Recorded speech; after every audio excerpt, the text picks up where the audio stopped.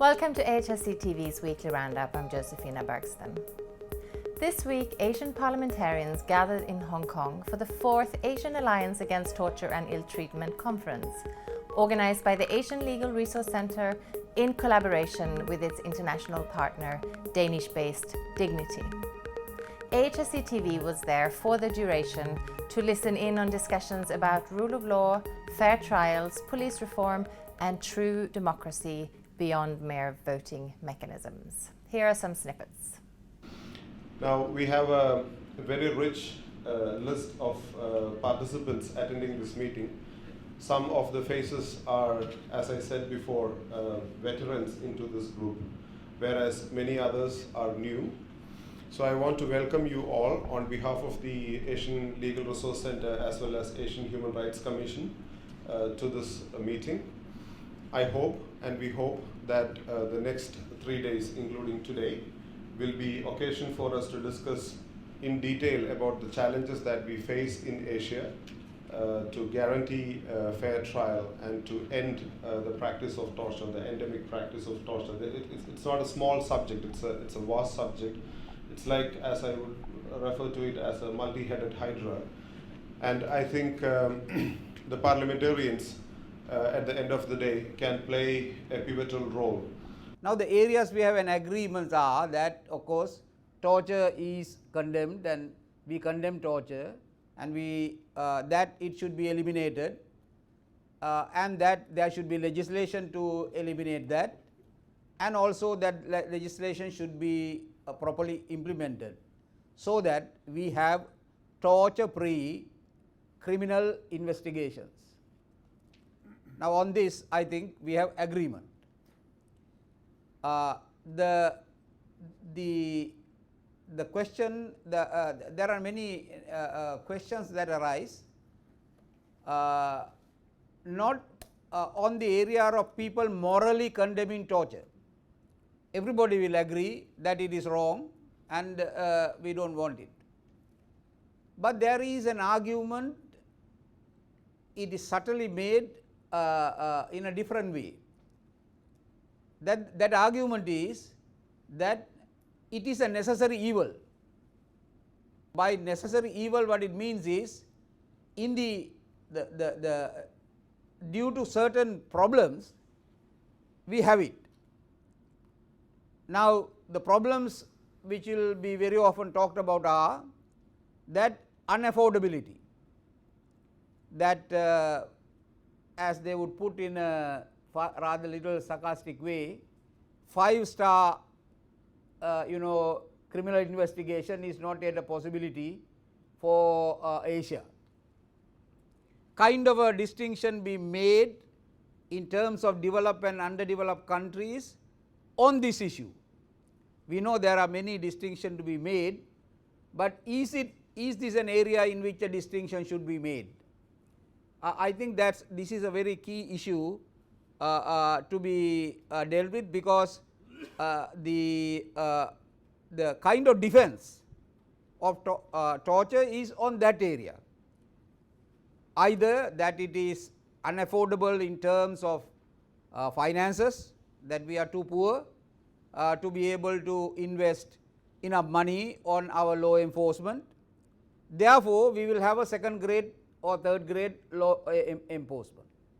Kind of like an acceptable idea that our policeman can be a person who is completely incompetent, somebody who could be recruited from anything, while there can be some at the top level some good officers, at the lower ranks could be of anything, and that we will use them for arresting, which is a difficult art, and they will do the arrest in the way they know how to do, which means that using coercive methods for at the moment of arrest, at the moment of detention, as if that yes, we don't like it, we don't want it, but this is all that we can afford.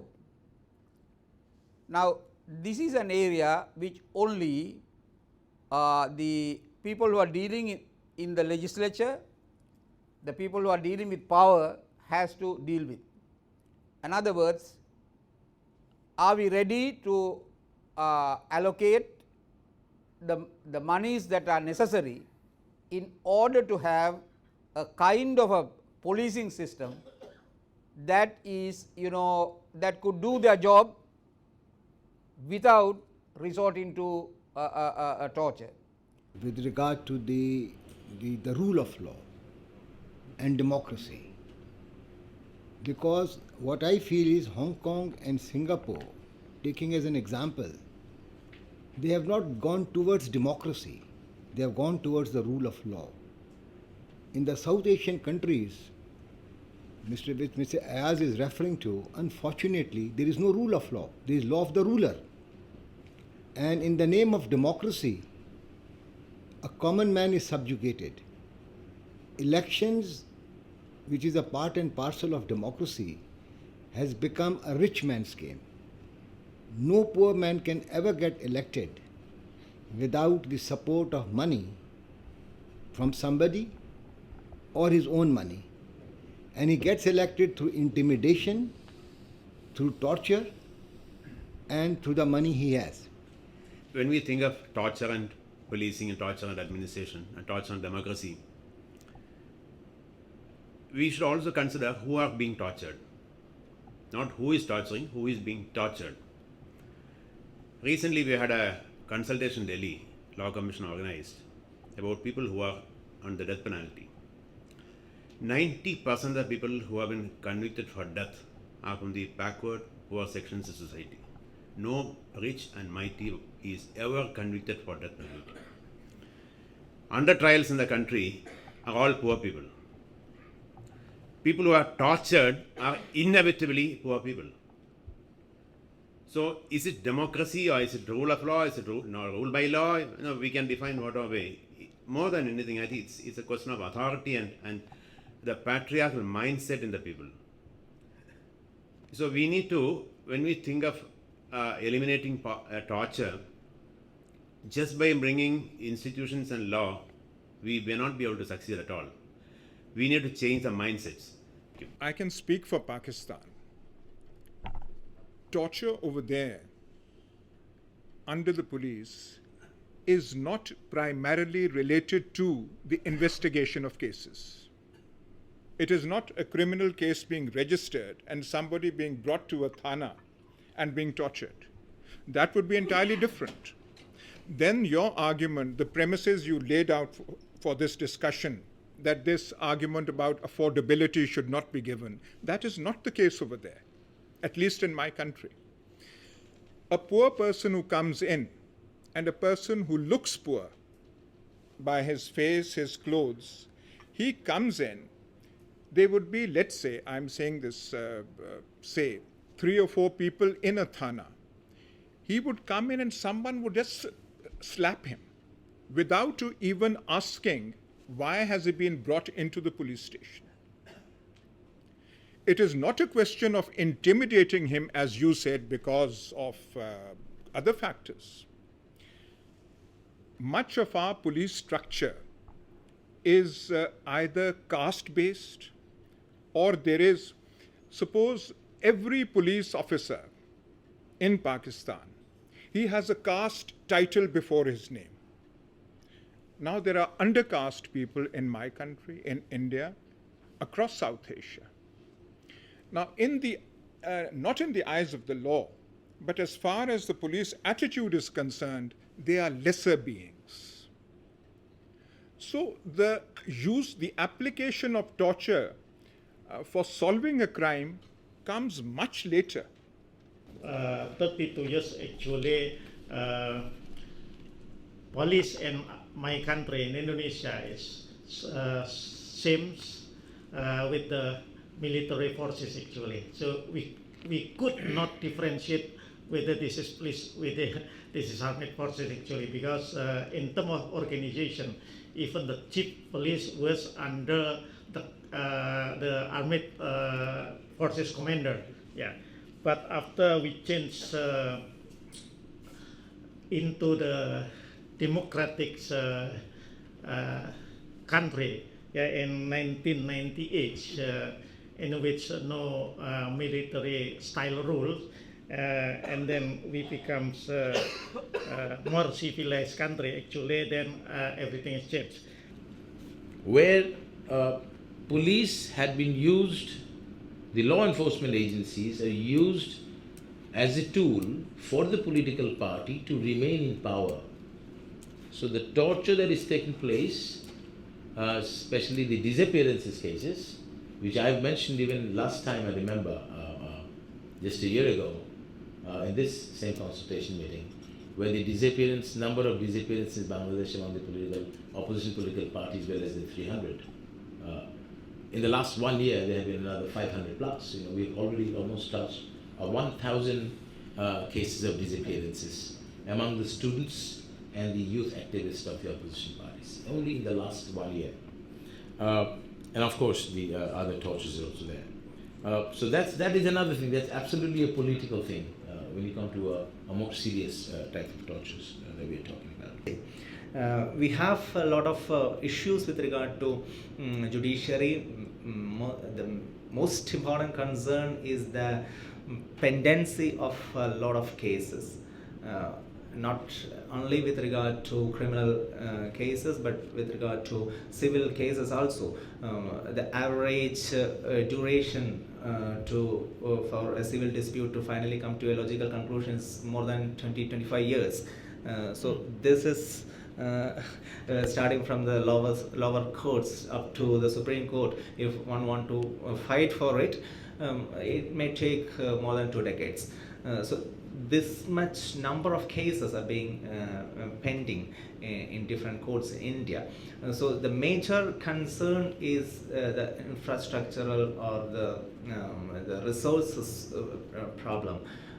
We have a lot of other systemic issues also, but the resource crunch is very much crucial when it comes to expediting things like this. Again, the cost of justice is also very high when it comes to the apex courts and all. An ordinary man, a common man, I would say, I don't know how much he will be able to pursue justice up to the Supreme Court, where it takes a huge amount of money. So tortures to the Dalits occur now and then. Torture in my country is class-based, as I had already mentioned. If the man is rich, no torture at all. If the man is poor, torture can be seen everywhere. If the man is Dalit or woman is Dalit, torture is sure to happen. If the man or woman is from Brahmin family, no possibility of torture. If the man is in relation to the higher leader, then his torture or her torture can be stopped at any moment when the leader telephones. So this is the scenario of Nepal. So, with regard to cooperation between the military and the police in the Philippines is in the legal arena. Whereas, for example, under the previous regime, the presidency of Gloria Arroyo, her government became notorious for extrajudicial killings and disappearances, targeting activists, dissidents, those who protested against the administration and the government's policies, and there was because of the international clamor and outrage against the killings, the extrajudicial killings in the Philippines, towards the end of Arroyo's administration, there was a marked shift. There was a decline in the number of killings, but an increase in the number of cases of trumped-up charges, of usually non-bailable criminal charges being filed against activist leaders, trade union leaders, peasant leaders, women activists, student activists, and so on. So there was, in other words, there was a shift towards making use of the justice system in order to harass and to jail so-called enemies of the state. So by filing of these trumped-up charges. So militarizations, we all have to be careful in the democracy. You see, country like Bangladesh, the question remains, a country which fought against Pakistani regime, against militarizations. Why they are doing it? Is it because of the fear that Sheikh Mujibur Rahman, our leader, was been killed by few army officers? Is that the reason? No. The reason is this is a collusion between corrupt so-called Democrats and the army, so that the army will not be able to fight anything. So they will be involved as part and parcel of the corruption. That destroys a country, that destroys a nation. We all, militarization has killed Pakistan, it may kill Bangladesh as well, maybe in a different fashion. The rule of law is still cherished in Hong Kong. It has become the one of the core values that we have for the community. Now, as far as prosecution is concerned, Article 63 of the Basic Law guarantees the independence of, not the judiciary, but of independence of the prosecutorial authority. It says that the Department of Justice will be responsible for all prosecutions in Hong Kong, without interference. That's the article. This phrase, without interference, was debated and argued and finally incorporated as part of the article. It reflects our concern that after 1997, we shall have exactly the same independent prosecuting authority. I would try to make some sort of a comparison between the rule of law and rule by law. The rule by law to the police force is really very important. And then put it simple, is the strict enforcement of the law. And thereafter, I would try to, illustrate to you what is what we call the vision, common purpose, values we have in the force. And that is really very important in our transformation from that what our chairperson here just saying that in 1974, the corruption is really very rampant, and then nowadays the police force to a certain extent is well received to be the Asia's finest, clean and efficient. The kind of Hong Kong police that it should be, and that a country like Pakistan requires. We are still very far from that. There is, I think every government which comes in says that we will give attention to police reform. Now, this is an undertaking which every incoming government makes, and which every incoming government then disavows. So this is something that needs to be done. That is all for this weekly roundup. For more on these and other issues, please visit www.humanrights.asia. Thank you for watching, and see you again next week.